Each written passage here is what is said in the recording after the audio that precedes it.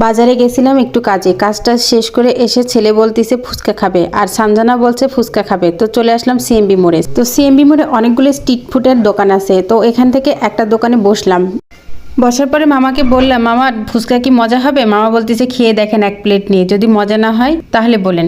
এক প্লেট ফুচকা ও একটা চটপটি অর্ডার দিলাম, দেওয়ার পরে বসলাম। তারপরে আমি মামা দেখছি ফুচকা তৈরি করছে, তখন আমি ভিডিও করতে গেলাম। তো ভিডিও করতে করতে মামার সাথে গল্প করতেছি, মামা ফুচকাটা কেমন হবে? মামা বলতেছে অনেক সুন্দর। আমি বলতেছি যে মামা ফুচকার পাপড়টা কি আপনি তৈরি করছেন বাসায়? করছে মামা বলতেছে হ্যাঁ আমি বাসাতেই তৈরি করি, আমাদের ফুচকার পাপড়টা অনেক মসমসে এবং অনেক ক্রিস্পি হয়। আমি মামার সাথে গল্প করছি, গল্প করতে করতে মামা ফুচকাটা তৈরি করছে, করার পরে লাস্টে আমাকে বলতেছে মামা লাস্টে আর ভিডিও করেন না কেন? মামা বলতেছে মামা আমি লাস্টে একটা স্পেশাল মশলা দিব, সেই মশলাটা আপনার ভিডিও করেন না। পরে ভিডিওটা অফ করে দিলাম। এই তো মামার ফুচকা রেডি হয়ে গেছে। মামার ফুচকাটা দেখতেও অনেক সুন্দর হয়েছে এবং খেতেও অনেক লোভনীয়, অনেক মজা হয়েছিল। আমরা প্রথমে এক প্লেট অর্ডার করছিলাম যে খেতে মনে হয় মজা হবে না, কিন্তু আমরা এক প্লেট খাওয়ার পরে আবার আরেক প্লেট অর্ডার করছি। খেতে অনেক মজা এবং অনেক টেস্টি হয়েছিল মামার হাতের এই ফুচকা।